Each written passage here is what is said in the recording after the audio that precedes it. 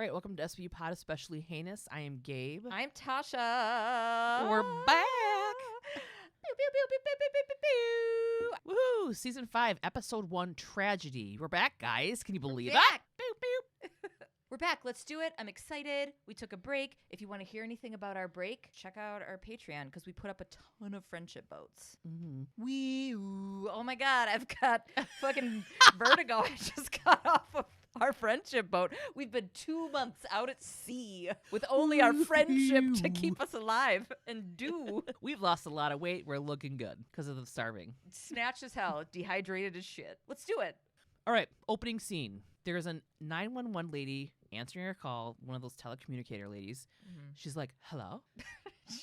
No, she's not. She's like, 911, what's your emergency? Yeah. So she turns up the speakers and the music gets all swelly. She calls one of the other 911 buddy people over, her coworker. And we've seen her before. We have? This is Halia in Weeds, and she becomes a reoccurring character, Judge Linda Maskin, who is present day on SVU. Like, she's been on forever. But we've seen her before, and I think she played a 911 dispatcher the last time we saw her, too. Yeah, dispatcher. That's the word, not 911 lady. So on the other end of the line, you can hear a woman screaming and a dude yelling at her. But the woman on the other end of the line doesn't hear the dispatcher because she probably dropped her phone. Since it's a cell phone call, no location is shown on the system, so no help can be sent, which I don't think is a thing anymore. But this is early on when, like, pinging towers and all that shit was new. So the dude is yelling and telling the woman to drive a car and is giving her directions. The lady on the phone is crying and asking where she's supposed to go and if he's going to kill her. And the dude says, I'm not going to kill you. I've got something else in mind. Then the 911 lady recognizes the signs of the call and says, she goes, I know. Sweet mother of God. It's the carjack rapist, and then turns her head and her lip quivers. Did you see that? Yes. She's never been in anything ever again. As I was typing sweet mother of God, it's the carjack rapist, I was like, Gabe is not going to skip this in her notes. Mm-hmm. Boo! Season 5. Amazing introduction. Mm-hmm. Season 5. Now Benson and Stabler are at the Taru lab. Tarubin reviews the call with Benson and Stabler. SVU has been trying to catch this carjack rapist for a month. Also, we are introduced to Benny's season 5 hair. This is her originating the Bieber bangs. Yes. She did this before anybody else and really was the only one to pull it off. For sure. So when the 911 call was made, it hit off 2 different cell phone towers, indicating that the attack could have occurred anywhere in a 30-block radius. So the entire East Coast Yeah. into Russia. Wait, nope. Mm-mm. I don't know anything about geography. Stabler's like, fuck, the city needs to get enhanced 911 so the calls from cell phones can be tracked easier. What a fucking brilliant idea. Probably watching this episode is how they're like, we really need to take a stand. Every cell phone companies, we really got to do this. Get on top of it. Yeah. Stabler's like, hey, and he looks directly into camera. I'm talking to you, AT&T. Hey, Singular Wireless. Can you hear me now? The cell phone company the number was issued through says the phone was one of 18 for the Studio Arts League. Narrowing it down, chipping away. Mm-hmm. Now we're in this art studio. Benson and Stabler speak with the studio director, and they're like walking through a life figure drawing class or whatever. Yeah, they're drawing the most chiseled dude I've ever seen. Yeah, this dude's got underwear on, and I was like, boo. Also, this woman was born to play a fucking art teacher. Yeah, for Just sure. Flowing, naturally gray hair, Yeah, I glasses loved it. just touching the tip of her nose, elegant but shapeless top. Just art teacher. Right away, I'm just like, I know you. I know you in your face. She's been in over 100 things, including I know you. You've been in my dreams. I've seen you before. She's been in over 100 things, including playing Mags in the Hunger Games, and she'll be back in SVU in 2010 for the episode titled Beef. Fuck, I can't wait for that. So the phones are given to the people who belong to the studio, and they teach in schools across the city. They're given in order for everybody to, like, keep in contact quicker or something. Yeah, like phones. Yeah. I'm like, walkie-talkies? The other day I was like, me and Tasha should get a walkie-talkie. And I was like, why don't we just text each other?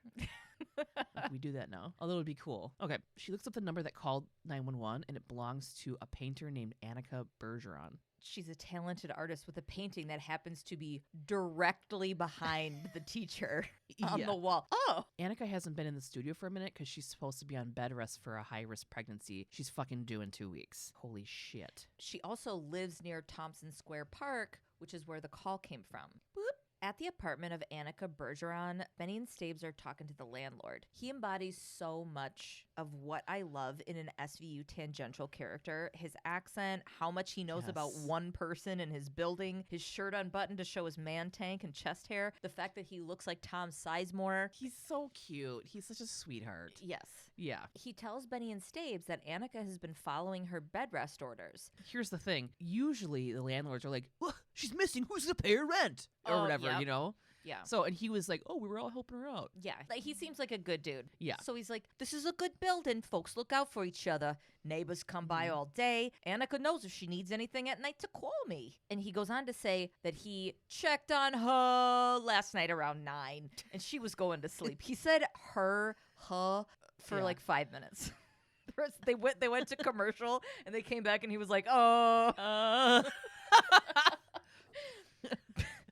Benny asks him if Annika has a car. And he's like, yeah, big black SUV, a Tahoe, I think. But she shouldn't have been out of bed and at her car. So we're going to tuck that away till we get those sweet, juicy luds back. Yeah, it's like, why was she out and about if she's supposed to be on bed rest?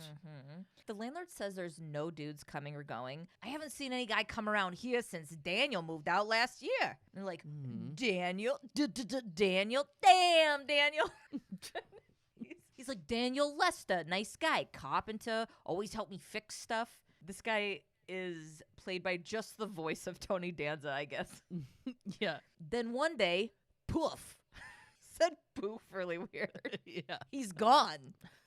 Off the absolute tip top of this guy's fucking head, he lets them know that Daniel, a guy he hasn't seen in a year, works for Granville Developers, a big shot contracting company in Midtown. Okay. All right, well, let's go to Daniel's office then. So we bop on over to Daniel's office. Daniel seems upset about Annika's I don't know why I'm still talking like this guy. This is me talking now. Daniel's getting upset. These pretzels are making me thirsty. Daniel seems upset about Annika's disappearance, but not to me because he has I killed my girlfriend face. Like, his face looks like the guy who would have killed his girlfriend. See, I don't agree with that at all. I mean, obviously, I go for a real ride with my predictions throughout this, but yeah, by the end, my notes are in all caps for the last, 20 minutes. Really? No. He says that he isn't familiar with her car because she bought it after they broke up, and they don't really keep in touch. Daniel says that Annika had not told him that she was pregnant. Yeah. Just then 2 women come in with flowers to talk about wedding details. Daniel is engaged to his boss's daughter, Melinda.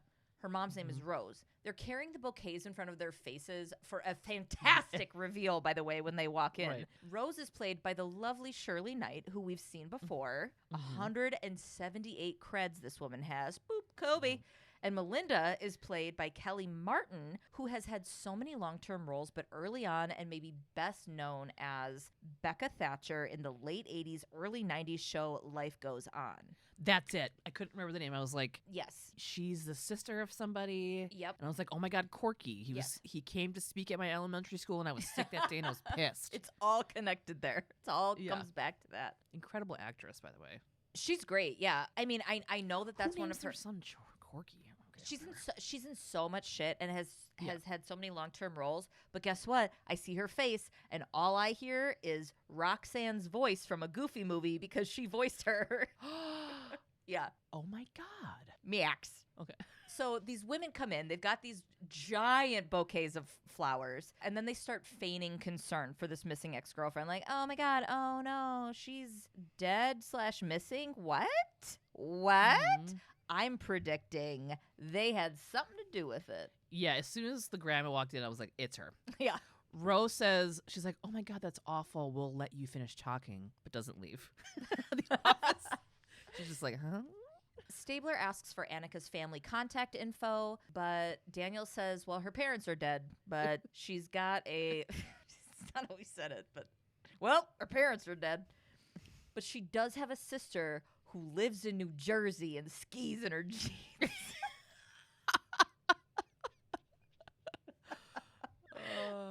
All right, so let's go over to her sister's house, Laura Bergeron, in Passaic, New Jersey. oh my God, it's fucking Abby from Wet Hot American Summer. Oh my God, that's who that is. Okay. Wait for me, Abby Bernstein. Wait for me, my darling. My baby, gonna hold her tight. Wait, what was the song he was singing?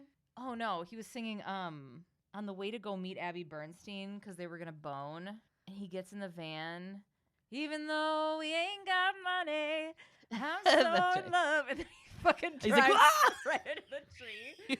Like she it jumped fucks that on other dude. Anyway, yeah, she's that dude. here, and she's Annika's sister, Laura. The black Tahoe is actually Laura's car that she lent to Annika. And Laura says the last time she spoke to Annika was a few days before she went missing. Annika's pregnancy is from a one-night stand, so she wouldn't have been leaving late at night to go see the baby's father or anything. This is all based on what Laura's saying. Right.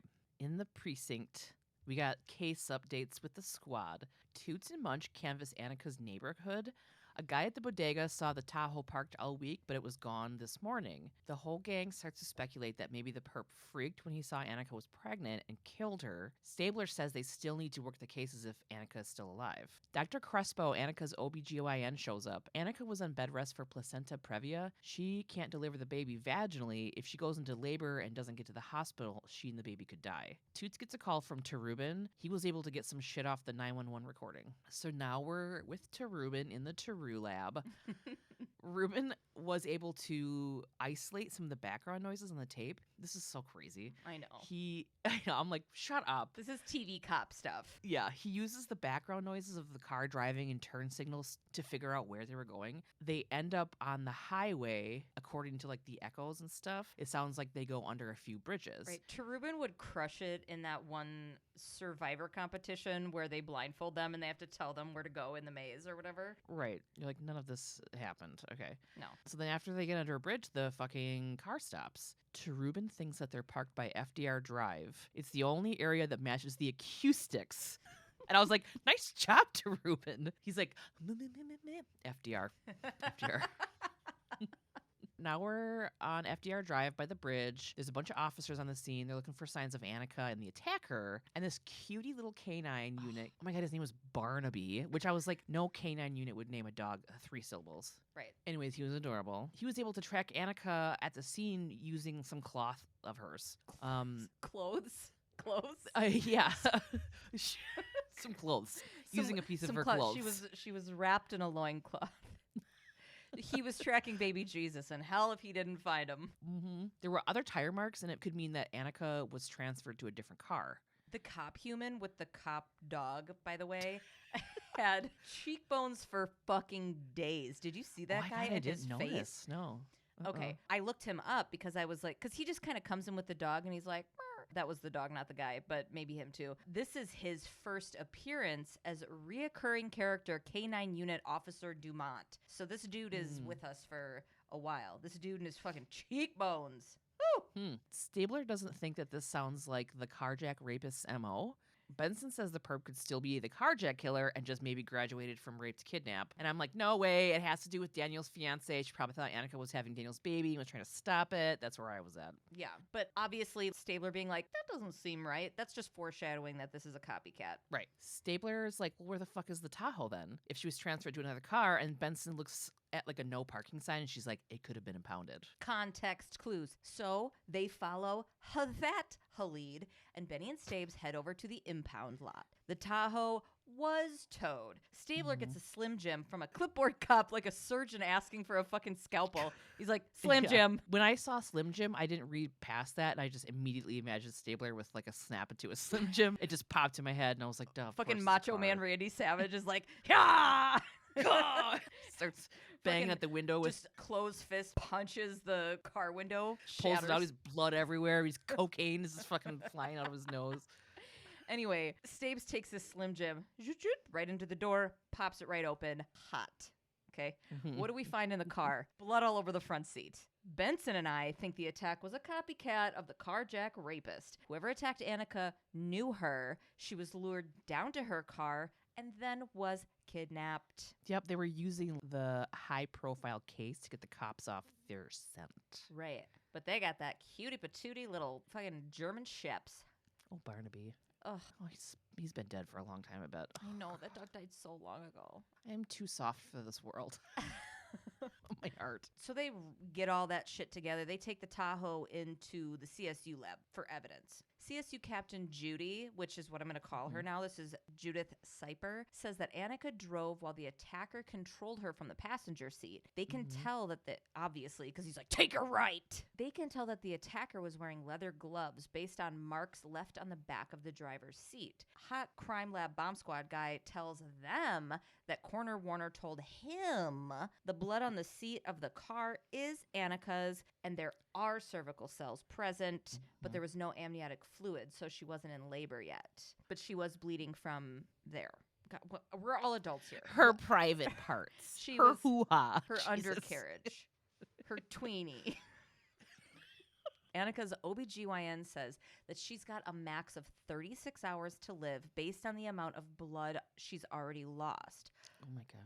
Shit. TikTok, you sexy TV cops. I don't know. Maybe you should kiss about it. I don't know why I got off on this like fucking thought in this moment, but if we zoom out on what this just hear me on a second. If we zoom out on what this show actually is, don't you think it's super weird that there's like a will they, won't they, Ross and Rachel thing going on that they managed to fit in between kidnappings and missing dicks and twins impersonating each other and just like so much murder?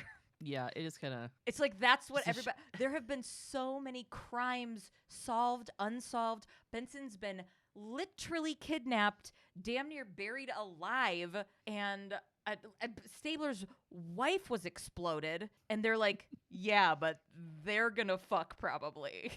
People are so weird. This is so weird. Back at the precinct. Okay, we're just gonna keep going. Thoughts? Yeah, I mean, I just saw something recently was like, they're going to talk about, I'm like, I'm not even fucking falling for this shit anymore. Like, either pull your fucking hoo-haws and tweenies out or fucking, or whatever. Agreed. It's like a shower of blood and they're just still like inching closer. Gross. All right, now we see Benny, Stabes, Cragen having a precinct walk and talk with the case updates. Cragen wonders what the motive is. Pregnancy makes a woman more at risk for intimate partner abuse and homicide. So who's the father? And I'm like, that's a fucked up fact, but we all know is true. Benson says it's possible that she was kidnapped because someone wanted the baby, so she could be hidden away until she gives birth. That's a little more far-fetched, but this is TV cop stuff. This is this universe, after all. Toots comes into Cragen's office with those tasty luds. He's like, yum. Annika received a call from a payphone before her disappearance that lasted 50 seconds, you guys. It was 15 minutes before she was kidnapped. She also made an outgoing call to a car service. Well, Toots does his homework, so he already called them, and they told Toots that a woman called for an out-of-town fare. They sent a car, but Annika never showed up. Stabe speculates that whatever she had to do was so urgent, she got impatient waiting for the car service and decided to drive herself and got jumped. Before she left the house, she went online to Map It Now, the map quest of Hudson University, to get directions to the Passaic County Hospital near where her sister lives. So does her sister have something to do with it? I'm not sure, like, why though. This whole thing got really confusing for me. It's a whirlwind for the first like half of this episode. Definitely a whirlwind. Yeah. Now we're in an interview room with Benny and Stabes. They're with Annika's sister Laura. Laura denies being involved with Annika's disappearance, and she admits that she lies about having spoken to Annika a few days before she disappeared. It had actually been weeks. They were fucking arguing about money. Annika had been giving Laura pretty much half of her salary, even though she had a baby on the way, because Laura had financial issues, like fucking mage issues. So Laura's ex was this con artist dude that ran up all these bills and then disappeared. And his name's Bob, whatever. Stabler thinks that maybe her ex... Yeah. Oh, I Stabler thinks that maybe her ex, because she was like, Bob. She said it once. Stabler thinks that maybe her ex Bob kidnapped Annika because she thought Annika was a fucking cash cow, but it couldn't have been him because he's in jail in Arizona. Apparently, he tried the same scam on the Arizona sheriff's sister, so he's fucking whatever. Boo. He couldn't have done this. Right. He's a turd, but he's not our turd. Yeah. Laura says she did not call Annika and would never hurt her. Benson asks her who the father of the baby is, so fucking Laura knows who the father is, but promised she would never say anything, but then does. It's Daniel, Annika's ex, the guy she used to live with. Shit. Also, in this next scene, when they go to meet with Daniel, I was like, oh my God, this guy has murder his girlfriend face, but he also has Jared Leto face. He also is wearing the same exact robe that I was wearing. It was John's robe. Seriously, go God. back and look at it because it had the white piping and everything. I was like, Oh, what? you know what? When I was watching it, I remember seeing it and thinking, oh, Gabe would love that robe. So Benson Stabler meet with Daniel at his house. He completely denies hurting Annika. He was in Boston and he shows them his boarding passes and stuff. Daniel did not know he was the baby's father. Stabler says, dude, there's got to be a reason why she thinks it's yours, man. Yeah, the horse math does not add up here. Yeah. So he's like, okay, well, I came to get some stuff one night and we had it with some wine, a little bit more, and then we hooked up and we were like, oh my God, that's crazy. I cheated on my fiance. So Daniel says they broke up because they fought about money. Annika liked being a, quote, starving artist, and she called Daniel a sellout when he went to work with Rose. Daniel says his dad was a garbage man who had 6 kids to feed, and Annika thought it was cool to struggle. Melinda didn't know that Daniel slept with Annika, but he says, ugh, I'll have to tell her now. Then you see fucking Melinda in the background in like satin nightgown, and she's like, you don't have to tell me. And I was like, oh my God. She materialized like fucking Homer Simpson backing into a bush the opposite It was way. crazy too because she was behind him and the Benson Stabler were in front of him and could clearly see her walk up, and they weren't like shh, shh, shh, or Yeah. like whoa. Okay, so now we're in the precinct. Benson and Stabler are talking in the elevator. They fucking think Daniel attacked Annika to hide their pregnancy, so it didn't screw up his chances of marrying into money. They think that Boston isn't too far and they could have flown in and killed her and then went back. It's like 4 hours away or something. Mm-hmm. When they get off the elevator, Toots says he found Daniel's police records. Dude's got a bit of a rap sheet. He had dismissed assault charges in a disorderly conduct. Yeah, and we haven't seen much this episode, or we haven't seen him at all.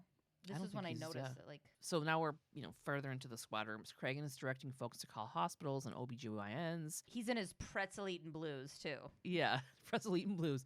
There's going to be a press conference about Annika's disappearance to get her face in the news. One PP wants to do it now. She's got like 25 hours left to live. Mm-hmm. Cragen says that the department isn't ready to call Daniel a suspect yet. They think Annika was kidnapped by someone desperate for a baby. Ugh. And Stabler's all pissed. Cragen's like, fucking give me proof Daniel's guilty and then we'll fucking move forward. This is how this works. Yeah. You We're know? the police. Out at the press conference, Cragen and Laura are presenting. Cragen goes over. Just pictured him like thrusting his hips forward. That's not what I mean. They're giving Cragen's giving the press conference, and Laura is being the like family mouthpiece. Cragen goes over Annika's disappearance and tells people about the tip line that got set up. Benson and Stabes see Daniel's boss / his future mother-in-law, fucking Rose, just barrel out of a town car. She wants to speak at the press conference. She's like, move, let me say something. And they're like, no, this isn't for you or about you. And she's like, I want everyone to know that my company is offering a $100,000 reward leading to the information that could find Annika. Yeah, this is where I was like, okay, Mm-hmm. that's her. Because it's like, doth thou protest too much? Or those people that like show up at search parties that like did the crime? Yeah. Come on, bitch. Yeah, Munch goes into it in the next scene a little bit more, but they were like, that's weird that you want to do that. And she's like, actually, it's not. She is pregnant with Daniel's baby. He is our family. So we take care, it's a woman and a baby that need to be taken care of. I'm such a good person. And she just says she wants to do whatever they can to help. So she goes up and speaks to the press, and she's like, Annika's a family friend. Okay. Now we're seeing a Munch and Stabes walk and talk. Oh, hey, Munch. I just noticed that you were missing. I'm so glad you're here. Stabes goes, dude ripped a page from the OJ playbook, getting Rose to throw up a reward for the real killer. That guy's got a set of brass ones, I'll tell you that. What a hump. What a fucking hump. So I was like, oh, that's interesting. And I knew something about it, but I looked it up. Less than a month after murdering his ex-wife, Nicole Brown, and Ron Goldman, OJ offered up $500,000 for tips on the case. Gross. That also, like, all the calls coming in is really going to gum shit up. And so that would be another motive for people offering that kind of, like, I'm going to offer this for tips. Well, now they're just going to get loads of tips that won't go anywhere. Also, this comment makes me think that Daniel had nothing to do with it. It's that pearl-wearing wasp lady Rose. Yeah. So Munch tells Stabler that They've already had 500 calls on the tip line in 3 hours because people are after the reward. Like I said, they're walking in the fishbowl of the precinct, the squad room. And Toots hangs up the phone and he's like, I've got something. This is where I'm like, man, he is the info guy this episode. Like, usually we get a ton of information from Munch. Every time they're like, what do we do? Toots will pop in from around a corner and be like, I just got this in. I got the LUDs. I got the information. I just got a phone call.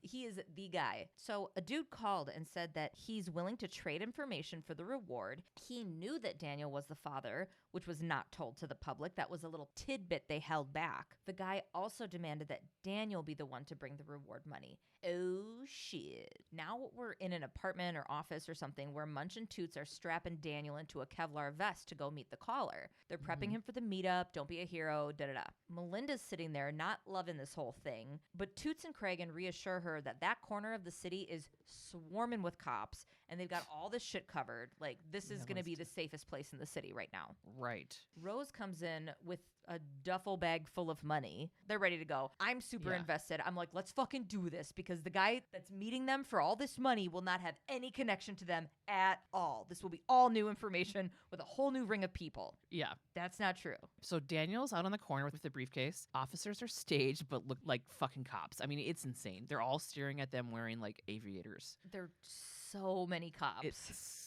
so stupid. They're like fucking talking in their cuffs and staring at him the whole time. The costumes they're wearing are obviously from Party City too. They're all like detective costumes. Detective costumes. I'm a fucking window washer. Eater. Like, right. Like nobody's a fucking. But he's like doing it on a tree. You know, just staring behind him. Benson literally walks up in a goddamn trench coat with a newspaper with fucking holes cut out like a newspaper ghost next to him. And she's like, hey, what's up? Oh, here he comes. I'm going to step away when he's 3 feet away from us. It's TV and we're cops. both looking at him. Yeah, so she has it's a map, and she goes up to him. It's supposed to look like she's asking for directions, but it's clearly whatever. The dude walks up to Daniel. Daniel's like, where the fuck is Annika? The guy lunges for the money from Daniel, and then they begin to fight. Daniel pushes the guy into traffic, and he's hit by a car and dies before he can tell them where Annika is. And I was like, what? I'm like, this is fucking completely staged by the rich family, Melinda and Rose. Also, isn't there a fucking resuscitation protocol before you just call the dude fucking dead? They're like, he's gone.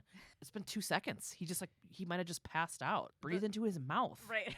That's what you do. You call a bus. Breathe into his mouth. It was fucking weird. It was. Yeah. They're like, don't die. And he's like, yeah. Okay, so now we're in the precinct. The tip line is still going crazy, but nothing worth looking into. Toot says the guy that died, his name is Greg Jezik. I don't know. Jizzy? I literally said... I typed this so many different ways. Jensic? The dead guy, Greg the Jizz Jezik, used to work for a loan shark. So I started calling him the Jizz. Okay, I'll do that. Okay. His name was Greg Jezik, aka the Jizz. He has a shitty past. Assaults. He's got assaults. Okay. He's got assaults, a murder that was pled down. He used to work for a loan shark breaking legs till he did his last bid upstate. He had ads in military magazines as a paid-for-hire mercenary. He could have been hired to kidnap Annika. They got to figure this out. He could have been hired to kidnap Annika. They got to figure this out because they have 19 hours left before Annika and the baby possibly die. Cragen starts fucking dadding out and tells Munch and Toots to keep going on the Jizz background financials. Then tells Benson and Stabler to get a warrant on Jizz's apartment. Old Jizzy, back at it again. So they head over to the Jizzy's hizzy. Oh, okay. Fuck us. Yeah. So he tells them to get a warrant for the Jizzy's apartment. Maybe something there will tell them who paid for Annika's kidnapping. Duh, we already know. Benson and Stabler bust into Jizzy's apartment with guns drawn. It's very messy. There's no blood, tons of porno, and like soldiers of Fortune magazines and Guns and Ammo magazines. He has pics of Annika in his apartment along with very meticulous surveillance records of her comings and goings. The surveillance started in August, the same day Jizz was wired $5K from Western Union. It must have been a down payment because he was wired another $5K the day before he kidnapped her. Benny, Stabes, Munch, and Toots carpooled back to the precinct and are chatting in the street. They all get out of the same car. I thought it was really sweet. Mm-hmm. Toot says that the wire transfers for an account in the Cayman Islands, and the Caymans takes account privacy very seriously, so they can't get a name for it. And I'm being a detective, and I'm like, Cayman account, that sounds like a rich lady thing. Mm-hmm. Forget that for now. Munch and Toots got a lead on the Jizman's Luds. Jesus. Okay, so the day before Annika went missing, Dr. Jizman got a call. The guy that got killed in the street. I feel like we're deviating too far from who this guy is. The day before Annika went missing, dude got a call from someone who's jailed at Sing Sing, where Jizman did his last stint. Okay. His last jolt. It was perfect that Jizman did a jolt. Oh, you gotta... Oh, yeah. At the last Jizman jolt, he was...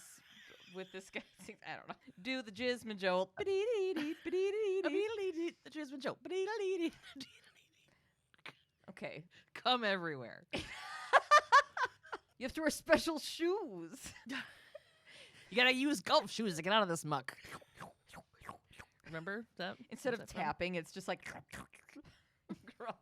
Now we head to the warden's office at Sing Sing. The warden is given all the information he can. He said that Sam Marlette, an inmate, called Jizman. Sam is currently serving 6 to 8 for being in on getting his girlfriend to have sex with a married man so they could then blackmail him. How the fuck does that give you 6 to 8? Like, I don't know. How do you get 6 to 8 years for being like, hey, fuck that guy, and then we're gonna fuck that guy? I like that the guy was like, no, and reported it. Yeah. Yeah. Daniel Lester visited Sam the month before. What? Yep. They're all connected. Trifecta. This also doesn't get fully explained either, but now the detectives interview Sam. So they go and they're like, clink, clink, we got to talk to you. One. He looked like somebody, and I couldn't place it for a second. I'll tell you who it was. So this is this guy's second appearance of 3 appearances on SVU. Also, he looks like fucking chode hole Robin Thicke, that sack of carrots, Robin Thicke, Alan Thicke's son, who's a total creep. Sack of carrots. The sack of girthy carrots. He denies talking to the Jizz since Jizz made parole. So Sam's like, how's he doing anyway? And Stabler's like, he's dead, asswipe. Okay. Sam refuses to give up Daniel because Daniel never gave up on him and got him a job working in the mail room at Granville Developers where Daniel works before Sam fucked up again. Oh, you worked at Granville? Okay. Note to self. When told that all this shit could get him put on death row, he still refuses to spill information. He's full-on dog loyal to Daniel. Damn, Daniel. He's a fucking canine unit and Daniel's cheekbones. Thanks for the mail job. I'll die for you. Yeah. Sam wants to go back to his cell, and Stabler tells the CO to take Sam straight to the hole so he can't call Daniel. Now the fucking gang searches Daniel's house. Melinda is there and refuses to believe that Daniel could be involved in Annika's disappearance. She also refuses to believe that Sam arranged the kidnapping. Benson says, "Stand by Your Man" sounds much better than when Tammy Wynette sings it. And I was like, shit. Yeah. They're like, oh yeah, Daniel's so great. He has some shitty friends. And she's like, so? So do I. She's like, don't you? She believes that Daniel was helping straighten Sam's life out, and that doesn't make Daniel a monster. She just still doesn't think that Daniel could do this. They tell her that he paid Jizzy. Sorry. They tell her that he paid Dr. Jizz to kidnap Annika. She just won't believe it. Right. Right. Munch and Toots come in the room with brochures with the same bank in the Cayman Islands that the wire transfers to Jizzy were from in Daniel's desk. Yeah, they found him because they are crushing it this episode. Yeah. She looks kind of shocked. That's the thing that shocked her. And they're like, where's Daniel? And she's like, I don't know. But Stabler's like, dude, people are going to fucking die. And she's like, okay, he's at the new building site. God. Now we're at the new building site. Benson and Stabler are walking on Rose and Daniel talking over plans. They fucking get up in there, handcuff Daniel. He keeps denying that he kidnapped Annika, and I'm like, it was Grandma Rose. Rose is like, don't say a word. I'm going to call my lawyer. Now Benson and Stabler and Daniel are in a precinct interview room. He's still denying kidnapping Annika. Benson says Daniel didn't want to get his hands dirty, so he paid Jizzy to do it. He gets his hands dirty. A lot. Jizz gets his hands dirty. He's into it. Poor, barely dead Jizzy. He says he doesn't know who Jizzy is. Everybody knows Jizzy. Benson tells him it's the dude that he pushed into traffic. Daniel's like, oh my God, that was an accident. Benson's like, oh, weird. It's an accident that he's the ex-cellmate of Sam Marnett? And Daniel's like, I don't know who that is or what Sam has to do with any of this. Stabler gets in his fucking face. Like sideways. And he's like, don't play games with me. I'm about 30 seconds away from shoving your face in the wall. And I swear he was going to say, I'm about 30 seconds away from shoving your face in my ass. These are just wishful thinking. Yeah. Daniel seems to really have no idea what's going on. Betty and Stables break it down for him. You wanted Annika out of the way because you didn't want the baby to ruin your chances of marrying into wealth. So you cried on Sam's shoulder, and he finds Jizzy, and while Daniel was, quote, conveniently away, Jizzy lures Annika out of the house and kidnaps her and fakes a carjacking. But y'all screwed up. The $100K was too tempting for Jizzy because Daniel only offered him originally $10K. That's why Jizzy wanted Daniel to drop the money off, because if shit went south, he could just pin it on Daniel. Daniel's like, I have never met Jizzy before, and swears he doesn't know what the fuck is going on. Benson tells him about Jizzy's payment and how it came from the same Cayman Island bank he uses. They found the brochures in his fucking house, and then he gets this weird look on his face. Stabler again asks him where Annika is. He says he doesn't know, and he doesn't know if she's alive. They tell him that she's gonna die, and so is the baby, who is also his baby. So then he admits to doing it, which I was like, what? Yeah. But he doesn't know where Annika was taken. I don't believe him. I think he really exactly- doesn't know yeah. what's going on. My notes to the T. I said, I don't believe him. It didn't make enough sense for me to get there, and he admitted to it too soon. It was just too like weird. it wasn't climactic enough. There was no wah wah wah wah wah or anything. Yeah. There's a daddy knock on the door. It's Cragen. He pulls Stabler out of the interview room. Stabler, what? He pulls him out of the interview room to the other side of the glass. You know what? I didn't know if that counted, so I didn't do one. I did one because I thought it counted. Okay, do it. Cragen pulls Stabler out of the interview room and to the other side of the glass in Cragen's 1994 Toyota Supra. He's like, roll up the window, and they're like, Stabler's like, dude, why'd you pull me out of here? You don't think I was actually going to hit him? And Cragen's like, girl, please, I know your act. I pulled you out because Rose was in my office. And I was like, no, you don't know Stabler's act. All he's done is fucking kick people's heads in the interrogation room. Like, what are you talking about? He's like, I knew you weren't going to. Sweat No, you drops, fucking sweat didn't. drops, sweat drops. Like, yeah, sure, Kathy.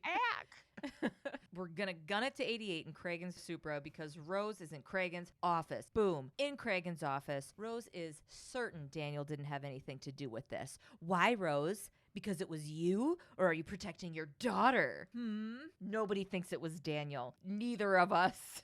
Stabler says, well, Daniel's got motive. Annika and the baby could really fuck things up with marrying Melinda, and he hit the fucking jackpot getting in with your rich-ass family, Rose. Rose tells him, no, because she had Daniel checked out by a private investigator very early on. And Cragen goes, oh, you must have been concerned. Otherwise, why would you hire a PI? She wants to make sure he wasn't a gold digger. Right. Just like her ex or whatever it sounded like. Yeah, she's like, oh, my fucking bullshit husband. I didn't want that happening to my daughter, Melinda. Yeah. Her dad left with half my money and my secretary, but Daniel isn't like that. And I'm like, Rose, honey, they're all like that, but okay. Yeah. And Stabler's like, you get to have your opinion or whatever. Yeah. Well, she's like, Daniel isn't like that. He's not. He literally got another woman pregnant while he was with your daughter, but okay. Yeah, good start. Good start. And she did earlier when she came to give her little reward speech at the press conference. She was like, I'm not going to let him go for one small indiscretion. Right. There's a person coming. Like, there's a whole other person. Right. Anyway, Stabler goes, okay, so you had him checked out. Like, he's understanding her. And she says, a woman in my position has to protect her family. That is the most guilty person thing to say on any police procedural. Yeah. The PI's investigation concluded that Daniel is marrying Melinda because he loves her. But I don't know how an investigation would lead to that, but anyway. And that Daniel would never fucking hurt anybody. He's not a violent guy. Cragen and Stabes are all but begging her to hear them. They need information from Daniel about where Annika is ASAP because she and the baby are going to die. Right. Rose is unshakable and old rich white lady sighs. Her lawyer went to college with the DA, so she thinks she can convince him not to file charges. She's not going to cooperate whatsoever. Right. Toots comes to the door. Knock, knock, knock. More information. The lab has more findings that could help the case. Do-do-do. Crime lab. Also, it's like fucked up how they're like, she's gonna put her money where her mouth is, isn't she? The fact that like rich people, that scares people in law enforcement and detectives and stuff because they can actually change justice by having money. Like, justice is never served. No. Rarely is it served. Staves and Toots are now at the crime lab with CSU Captain Juni, a.k.a. my neighbor Jean. I finally figured out who this lady reminds me of, and it's my neighbor Jean. And I was like, maybe I can convince Jean to let me post a side-by-side of her and CSU Judy so that everybody could get in where I'm at. Like, she has that short little haircut. She wears Bermuda shorts and mows her lawn. She's this really cool bad bitch, and I love her.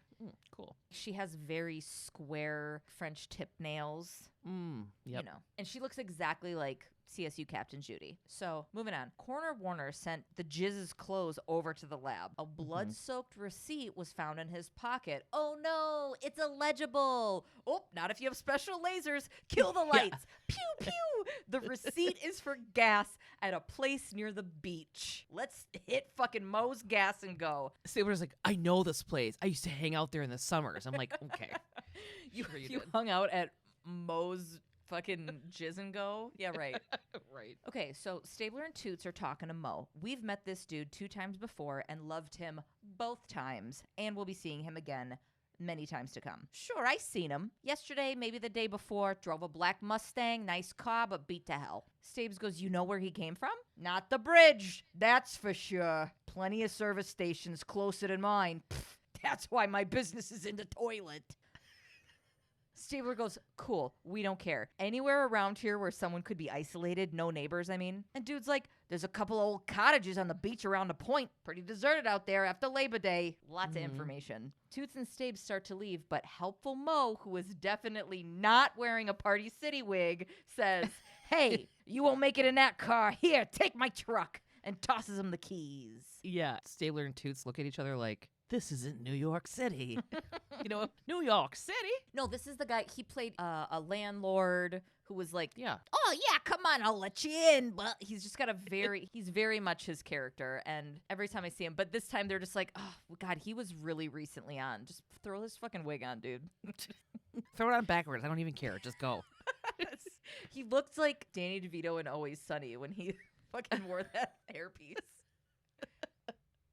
Toots and Stabler pull up by these cottages. They're in this very cool little vehicle. On the beach. They're in the sand. Like in the sand, yeah. They get out of the car and there's a bunch of buildings. They're all vacant. And they're like, it could be any of them. All of a sudden they hear a woman calling for help. They listen for her and track the voice to one of the buildings. Stabler hotly kicks the door open. Annika is found inside, tied up to the bed, covered in blood. She's been in labor all day and feels like the baby is coming. Toots calls it in. They fucking need help. Stabler's cutting her loose and asks her to try and wait for the ambulance before she tries to push. If she doesn't, she'll probably die. She's asking for help delivering her baby. Yeah, she's like, I can't hold this anymore. Yeah, Stabler takes a peek and he's like, oh my God, the fucking placenta is almost out. Did the placenta come out? What? I thought the placenta comes out later. It, oh, she has that thing. Yeah. Is that thing that she has when the placenta comes out first? Yeah, where then it gets stuck and the baby doesn't have that much time to live without breathing or something. Oh. Something like that. Okay. Yeah. The ambulance isn't going to come for like 10 more minutes. Stabler has to get down to business. He rolls up his sleeves. Ugh. She begs him to save her baby. Stabler tells her he has 4 kids, of course, and helped birth all of them. And I was like, no, you did fucking not. You did. You were Somebody just there, handed you a probably. pair of scissors, maybe with the last 2. You were just there, probably. You did not. No. Stabler tells Toots to keep talking to Annika. They got to keep her awake. The more they talk, Annika gives up info. Melinda had come by to see Annika. Oh my God. Stabler tells her to push. The fucking baby is born. Her name is Celia, after Annika's mother. Stabler wraps the baby in newspaper. Like a fish. Like a fish. But tosses him to Toots. It's ridiculous. So I like scanned the entire room and I'm like, there are pillowcases on those pillows. There are sheets. Take your fucking shirt off, Stabler. Yeah. Take off your pants, dude. Porky Pig that. Take off your underwear, too. Fuck. This is for the baby. Do it for the All right. baby. Pan down slowly. Hold the baby with your butt, dude. What are you doing? Keep it for warmth. It's the safest place. Keep it secret. Keep it safe. Okay. Stabler wraps the baby in newspaper and tells Annika that she's perfect and hands the baby to her. Annika says that the man who kidnapped her was paid by, quote, her. And then she loses consciousness. And they're like, who? Who her? Mm-hmm. Melinda? It's just like when Jizzy got hit by the car. He's like, Who? And she's like, bleh. well. Now we're at the Bell Harbor Hospital in Rockaway, New York. I always like that. Rockaway. Benson and Stabler and stuff are there. Daniel was brought to the hospital in handcuffs. He doesn't know what the fuck he's doing there. Benson tells him to drop the act and that she knows he didn't do this. He says, I wanted Annika kidnapped so I could marry Melinda. Benson then tells him to stop fucking covering for Melinda. They know she did it. I know she didn't fucking do it. Annika told them everything before she died. Daniel is shocked when he hears Annika died. He's like, no. Benson tells him that Annika told them that Daniel didn't know about the baby. But Melinda did. Remember? Yes. Daniel says that Melinda had nothing to do with this and that he is responsible. Yeah, the note he got from the director was like, we want you to act, but like act like you're acting. And he's like, okay, I did it. I wanted that baby gone. Mm-hmm. He was Moira. I was going to say Moira Rose at the wine. Moira Rose in a fucking crow trench coat. Caca! Right. There's a knock at the door. A nurse brings the baby in and Benson holds her. Oh my God. It was such a fresh baby. That's brand new. The baby they brought it. Fresh. Oh shit. That's fresh. Because you know how they're like, oh, here's your newborn. And it's like a 6-month-old. Yeah. With like teeth sticking out. Or like it's got a comb over. It's got a comb over when he's on his lunch break. So she holds the baby and tells Daniel that if he takes the fall for Melinda, he's going to go to jail, and he's all Celia has. Daniel has tears streaming down his face and asks to hold Celia, but his hands are cuffed, so he has to do it behind his back, and it's really funny. I don't know. In the precinct, Stabler meets with Melinda in a conference room. She wants to rush out and see Daniel. Stabler stops her, and he's like, whoa, whoa, whoa. Why did you go fucking visit Annika? Huh? She says that she went to talk to Annika about a month ago because she was scared Daniel still had feelings. Melinda knew it was Daniel's baby. Annika tried to deny it because she didn't want anything to do with Daniel. But Annika ended up admitting to Melinda that the baby was Daniel's, but that she wasn't going to tell him. She wanted to have the baby by herself. She didn't want to she just wanted to have a baby. Right. So Stabler accuses Melinda of getting Sam Marlette involved. But remember Sam Marlette, he was in the prison. He wouldn't go down because Daniel got him a job at licking stamps or something. Yeah, Melinda's like, Sam from the mailroom? What are you talking about? Yeah. She denies it, and she's starting to get pissed. Everything's shining. It looks like everybody wants to hurt me. Benson and Stabler walk in. Melinda runs to Daniel, but he's like, don't touch me. Melinda keeps denying that she was involved in Annika's kidnapping, even though Jizzy told Annika a, quote, woman hired him. Mm-hmm. Melinda was supposed to be the only one who knew about Annika and Daniel's baby, but she had to have told somebody. Oh my God, her mother? Her face totally changes. Because she's like, oh God. I told one person. Benson knows it was Rose that Melinda told about the baby and accuses Melinda of knowing that Rose set the whole thing up. Melinda only discovered that afternoon that it could be her mother. She went to the business manager to get money for a bailout for the Cayman account, but the manager told Melinda that only Rose had a Cayman account, not Daniel. They weren't his. So I'm guessing Rose planted those in there in his desk? Melinda wasn't going to out her mother because it's too late to save Annika. She was going to let her mom get away with it. Melinda's like, she's my mom. I didn't know what to do. Daniel kind of rolls his eyes and starts to leave the precinct. Melinda is following him, and Rose is sitting on a chair and sees Daniel leave and calls his name. She tells him that the lawyers told her that he'd been released, and it was such great news. Daniel turns around, and he's like, how could you? Melinda fucking gets in Rose's face, and then Rose is like, you know what? Yeah, I was trying to get rid of the baby so you and Daniel could have a fucking life. And then Melinda's like, I already told you. I don't care about that. And Rose says, oh, you've always been so trusting, but I know men. You would have taken your money and gone back to that woman and the baby. I did it for you. I want you to be happy. It's all I've ever wanted. Benson grabs Rose and arrests her. Melinda runs after Daniel, who gave her one last sad look before getting into the elevator to leave. Toyota. I hope they work it out. Toyota Supra. Yeah, who knows? I mean, he's got his baby now. you know what? He's going to like really come to terms with that. Like if he was super in love with Melinda, as the PI found that he was, he's going to reconcile with Melinda because she is so upset. They're going to raise that baby together. They're going to raise that baby together. And Melinda's like, it's my mother. I didn't know what to do, but she had only found out that day, like a few hours ago. You know, I think that if my mom did something and I found out, I think I would know that there's like a ticking time clock before they're like, why didn't you call? Mm-hmm. But I would think I wouldn't know what to do. And I can't Google it because they'll track that shit. Right. Yeah, I don't know, dude. Just meddling. Those meddling moms. Like, what is she fucking doing? Just go get therapy. Go get therapy so hard. Like, this guy, your daughter's dad left. Go get therapy. You wouldn't. Yeah. She wouldn't have ended up here. Yeah, I mean, Melinda already said she didn't care about the baby stuff. There had been forgiveness and all this stuff. Like, fuck off. You're gonna kill a lady? Right. She's like, well, I know better. Ugh, that's such a waspy mom thing to do. Get out of here. Go on now, get. Like, I don't know. Okay, so this particular episode didn't have anything thematically that stood out to me in a way that warranted a chaser. O.J. Simpson was mentioned, but I'm not going to go that route. What was mentioned near the beginning of the episode was the staggering increase in intimate partner violence when a woman becomes pregnant. Okay, so that more realistic piece of information, plus a lot of small details throughout the episode, made me think of one case in particular involving a former Carolina Panthers receiver, Rae Carruth, and a murder-for-hire plot against the woman carrying his child, Cherica Adams. There's an episode of Law & Order Regular called A Losing Season that's partially based on the 1999 Rae Carruth case, but nothing in SVU. Also, just a reminder that these chasers are based on either what the SVU episode is based on or on shit that I find to relate to the content of the episode. And some are harder to do than others. We're all doing our best here. Okay. Yeah. Back off, you guys. Jeez. Jesus Christ. I mean, I only say this because we got that one fucking email where somebody's like, you have a responsibility to do the correct things that line up. And it's like, I agree that it's important to highlight stuff that like give things a platform and talk about things in a respectful way that, you know, outside of entertainment value and whatever else. But we're doing every single episode. We're not cherry picking obvious episodes with obvious influence.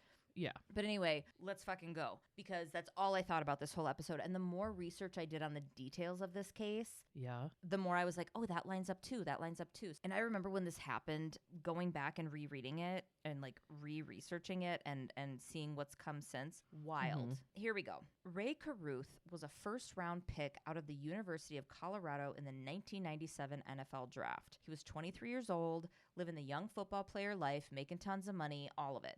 I don't care about getting into the details and his talent, blah, blah, blah, because I'm, again, not about to talk about what a good swimmer Brock Turner was. I don't fucking care. Okay? Anyway, super young, he got a gal pregnant, and Michelle Wright gave birth to his first son, Ray Jr. The two weren't together, so Ray took on the responsibility of child support payments, $3,000 a month at the time. Michelle Wright was his high school sweetheart. This is before he was on the Panthers, okay? He gets recruited, da-da-da. June 1998. Rae meets Cherica Adams at a pool party. She was working in real estate as well as dancing at a strip club. They hit it off and began seeing each other. Very casually, if you ask Rae. Cherica felt like it was a little more than just cash, though. Cherica was smart, hardworking, kind. Like, everybody has nothing but good things to say about her. At one point, like, you know, people want to paint her a certain way because she danced at a club. Whatever. But I was like, real estate and dancing. Shit. She was fucking boss, raking dude. in money. I heard this. There's this great podcast. There's all these interviews with Sandra, which is Cherica's mom, who was, you know, she's like a church-going, very nice lady. And she was like, I didn't like it at first. But then once I started seeing what she was doing, what her plan was, you know, how she's doing, I was like, do they need a mom over there? Do they need somebody to come over and help out? Wash the girls' clothes? I don't know. At one point, Cherica took in a fellow dancer struggling with drugs and took in that dancer's child along with her mom. She was living with her mom. She got her on her feet and helped this woman sober up. Cherica's mom said that she still talks to her and her life was completely turned around because of Cherica's kindness. Like this woman was, you know where I'm going with this. She lit up a room. Right? She lit up a goddamn room. Yep. That's how you know she's going to get murdered. Yeah. She just took care of people. Wait, she didn't get murdered, though. Oh, don't tell me. Listen to the.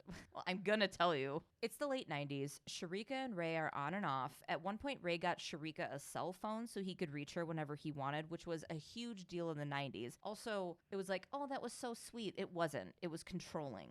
But Yeah. it seemed sweet at the time because getting your hands on a cell phone in the late 90s was not a hard. thing that everybody had. Now it's just, it doesn't mean shit. But back then it was a big deal. Yeah, I was like 19, and it was 2001 when I got my first cell phone, and I was the first one of like all my friends. It was a brick. It was like that Nokia with the snake. Yep, I got mine in 2001 as well. I got it for Christmas, and it was a Nokia one with snake on it. It was, Yeah. oh. And then you had to pay these weird, you paid weird prices for like 1,500 minutes, but like 9 p.m. it was free or something like that. Texting wasn't really a thing then. My God, I saw this thing that was making fun of millennials. It was like, I remember when Netflix came in the mail. And it's like, that's what's happening in this conversation right now. They're like, go to bed, Grandma.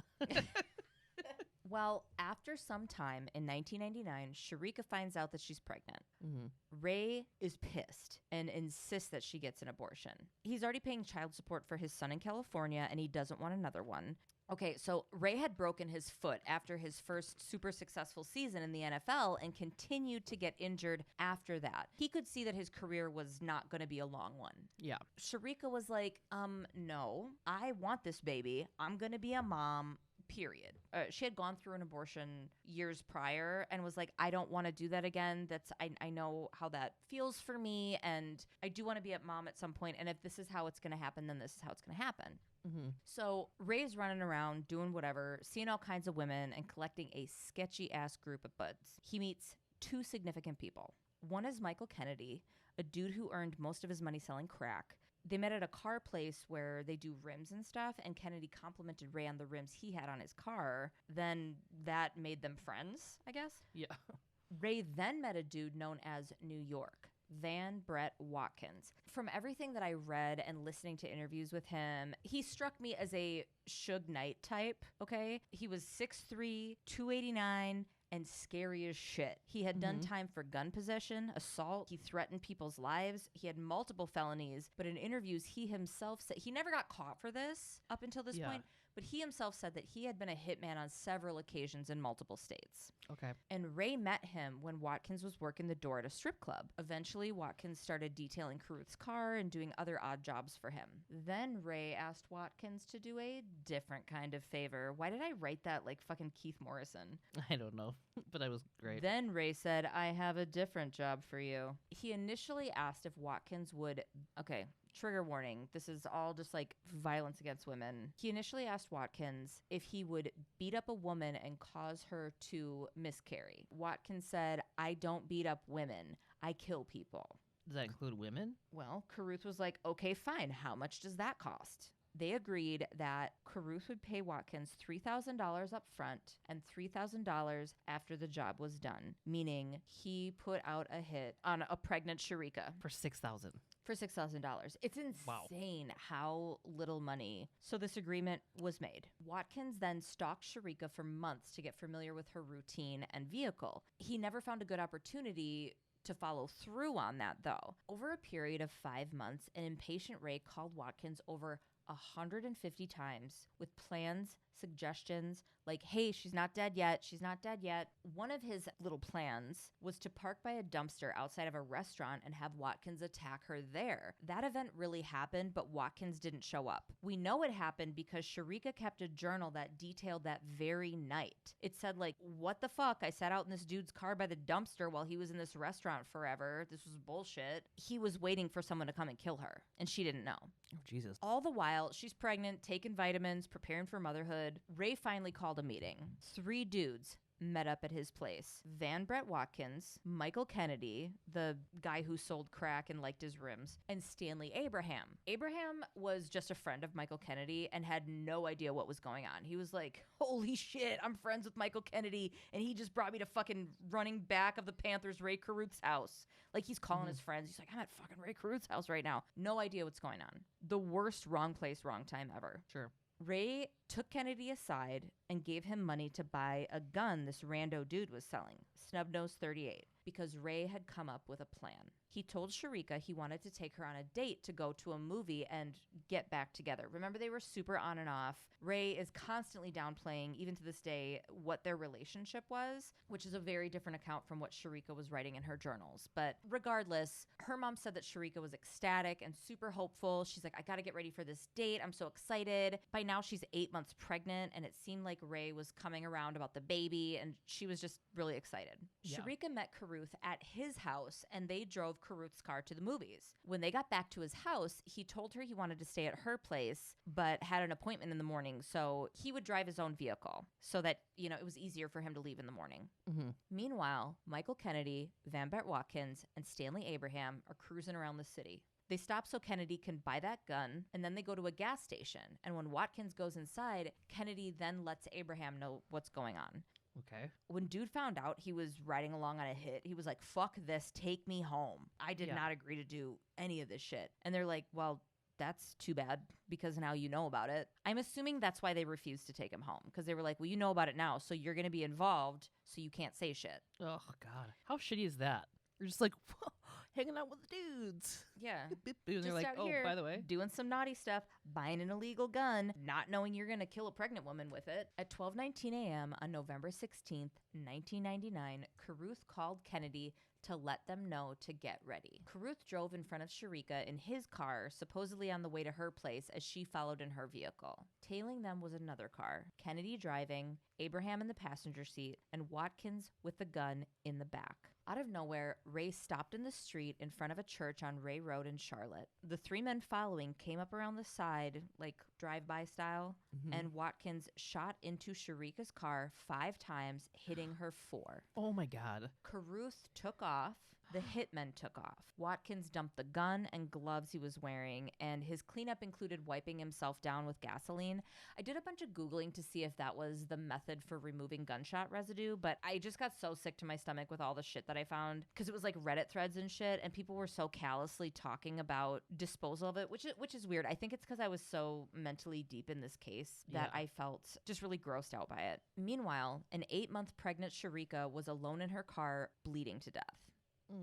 Oh, what's that? Yeah, she's got that motherfucking cell phone that Rae gave her. She calls 911, and I have listened to that 12-minute call so many times. It's fucking heartbreaking. The information she was able to share during this call was incredible. Like, she's shot 4 fucking times, okay? She's able to give all of this information to them. Carruth had stopped in front of her, that she'd been shot, that she was left alone to die. She even mentioned that he had made a phone call. Like, they went back to his house, he made a phone call, and then they left. I mean, she's doing the math while she's bleeding to death. Yeah. She laid on the horn as she was trying to let the dispatcher know where she was. It's funny isn't the word, but it's a curious thing, because she that you hear that in the 911 call, you hear the dispatcher go, "What's that noise?" And she goes, "I'm laying on the horn trying to get attention." Like, she's problem solving all this shit on her own. Right. Because she wasn't on a rural road. There were houses around and shit. She's in front of a church. Like, she's just trying to get anybody to see her, because she can't exactly tell them where she is. And just like in the episode, they can't triangulate where she's at because she's on a cell phone at this point, at this, 1999. She's just doing everything super smart. Eventually, a neighbor comes out, like a person comes out of their house, and they're like, holy shit. And they're able to give the exact address, and paramedics came. They rushed her to the ER. There, she had an emergency C-section, giving birth to Chancellor Lee Adams, born an hour and 15 minutes after his mom had been shot. Whoa. He was 10 weeks premature, 3 pounds, 11 ounces. They immediately rushed him to the NICU, okay? Yeah.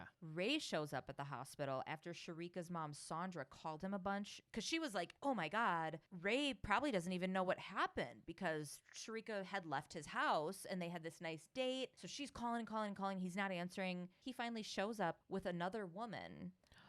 And Sandra's like, well, that's weird. And then takes him to the NICU to see his son. And he doesn't want to, you could like put your finger in the little thing, to like get and touch your hand or whatever. And he wouldn't do it. Didn't want to touch him. That's when Sandra confronted him and said that she knew he had something to do with it. She said he was just acting too fucking guilty, but he initially told police he wasn't there. But all of these details Cherica gave in her 911 call said different. She was also able to give a written statement in the hospital before she fell into a coma. So they were asking her questions about, who was there. They asked her, do you think that he had anything to do with this? Like all this stuff. She had written all this stuff. Investigators did as they do, looking at phone records, etc., and quickly made the connection to Kennedy, the driver. Remember? He breaks barely into questioning.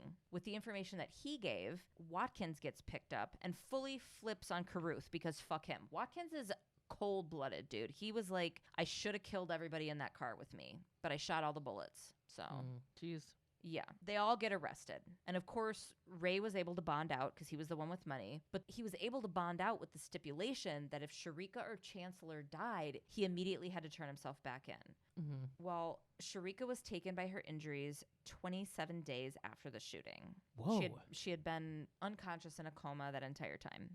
And Rae didn't turn himself in. He fled the state. But shortly into becoming a fugitive, he was found in the trunk. This is the best sentence ever. He was found in the trunk of a Toyota Camry with his pants around his ankles, surrounded by Gatorade bottles of his own piss in a Nashville motel parking lot. What? Yes. So he had a friend who was going to California. Who's like, hey, I got an extra trunk. Well, he had this friend, and she's like, I'm going to California or whatever. And he's like, I got to get out of here. And I don't know if he convinced her that he was being framed or, you know, what the case was. He probably had the bullshit story, whatever. But she had to stop at this hotel because she was exhausted. And the FBI is looking for him because he crossed state lines. So now it becomes federal. So through the course of like them ding, ding, ding, ding, ding, putting all the little pieces together, they're like, yeah, he's in this fucking trunk. And he's like, I'm in here eating energy bars and pissing into fucking Gatorade bottles. And they're like, yeah, you're pathetic. Let's go. Watkins, the shooter, pled guilty to second-degree murder and made a deal to testify against Carruth. Carruth could have taken the same plea agreement, but he refused and went to trial, where he faced a first-degree murder charge, which could have gotten him the death penalty. That trial was insane, and everything about it to me pointed directly at Carruth. So murderer Watkins, right? He's one of the key witnesses. In the eyes of the court, he may have not been the best witness just because of his history and everything. Especially when Carruth's attorneys tried to say that Cherica's murder was retaliation against Carruth for backing out of funding a big drug deal. That was their argument. They were like, he wasn't planning to murder her. He agreed to pay money for this drug thing that Watkins and these guys were doing, and then he pulled finance. And they were like, we're going to get you. And they killed her. Okay. By the way, Carruth's lead defense attorney was David Rudolph, who later represented Michael Peterson. You've seen The Staircase, right? Oh, yeah. Yeah. So that guy is like, after seeing The Staircase, it's like, oh, yeah, he's far-fetched as shit.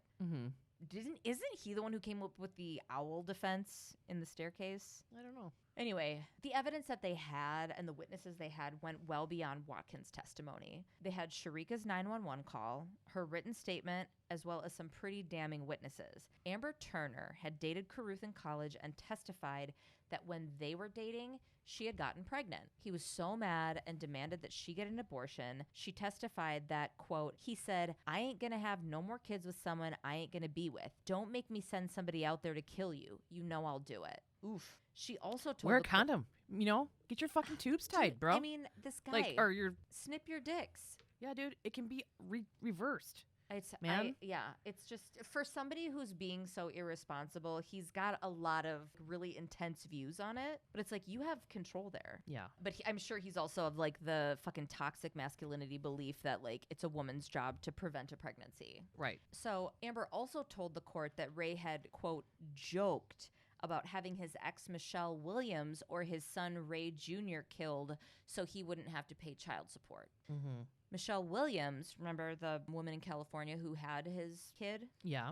Testified that on one phone call with this fucking piece of shit, she was talking about planning a trip to bring Ray Jr. to visit his dad and was like, oh, what should I do to occupy myself while you guys are hanging out? You know, and Carruth goes, don't be surprised if you get into a car accident. Ew. He later said that he was joking. Also, motherfucker was lying, saying that he wasn't there when Cherica was shot. We all knew that, but they were able to later triangulate cell phone shit, and we're like, no, this is where you were here. Right. You get it. It was all so glaringly obvious. Even so, there was major dispute among the jurors because it was clearly completely orchestrated by Carruth, but because the trigger man was convicted of second-degree murder, there were jurors who refused to go for the first-degree charge for Carruth. Second degree wasn't on the table, though, so they split the a diff and decided he was not guilty of murder in the first, but was guilty of all of the lesser charges, which included conspiracy to commit murder, shooting into an occupied vehicle, and using an instrument to destroy an unborn child. But the baby survived, right? Let me finish. Oh, okay. He was sentenced to 18 to 24 years in prison. Michael Kennedy, the driver, pled guilty to second-degree murder and was sentenced to 11 years. He was released from prison in 2011.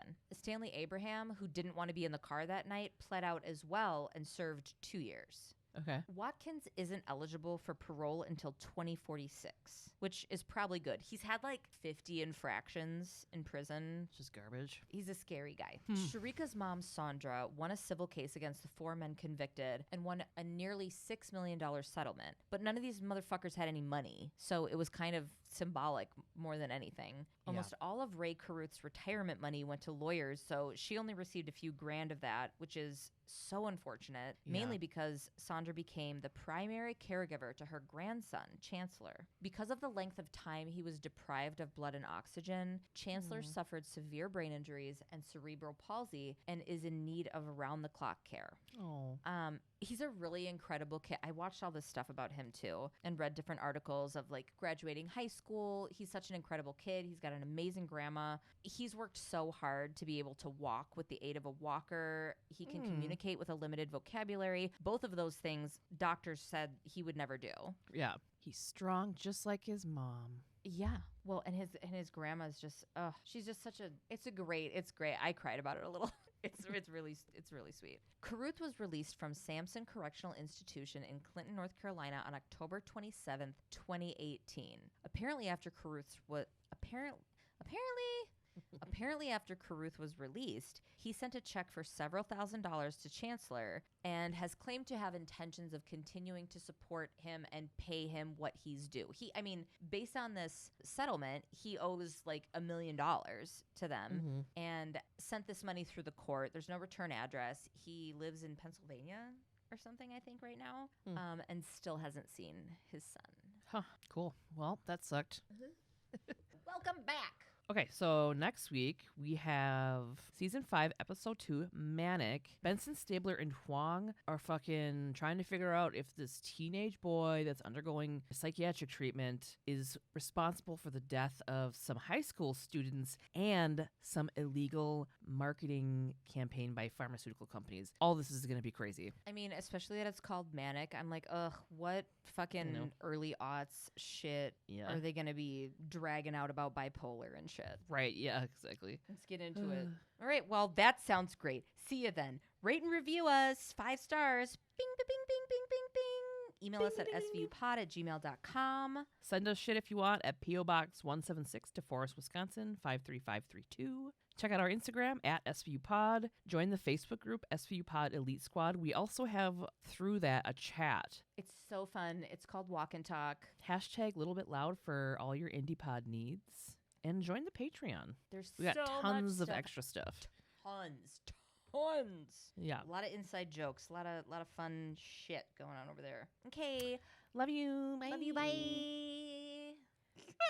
Dr. Jizz, MD. And the MD stands for Major Dick. And to our Elite Squad patrons, Haley K, Sonia W, Sky K, Marissa M, Elkie H, Annie G, Mary D, Andrew. It was just his birthday too, by the way. Happy Rebecca birthday, Andrew. D. Happy birthday, Andrew. What was that? I don't know. Rebecca D, Miranda B, Shelby W, Lex, Emily T, Kayla W, Mallory G, Bonita R, Marin, Vanessa, Amy P, Jess M, Summer M, Melanie G, Courtney W, Ursula S, Emily A, Kate H, Uyanga, Nicole R, Julia P, Sapphire, Kayla, Catherine M, Kate P, Jessica S, Nicole M, Acacia V, Danielle W, Kelsey D, Jana M, Joshua H, Tammy J, Bear, Crystal, Lucy M, Trisha S, Sam D, Emily A, Angela D, Mac Attack. Mac Attack. Mac Truck. Okay, stop it. Okay. KZW. I took it too far. Okay. KZW, Abby W, Alexis J, Lauren T, Cassandra S, Kaylin B, Camilla Z, Nisha G, Maggie D, Kay Allen, Katie M, Crystal B, Jessica P, Nada M, Zan and J, Sin, Christina D, Liana, Madison H, and Emily. Oh, yeah. We love you and appreciate you. You're all making it possible for us to continue doing this. Thank you for supporting us. We missed you on our break. That's why we put a bunch of extra stuff on the Patreon. Yeah, and you guys are the ones that heard it, so welcome to the shit show. Everybody, Beep boop.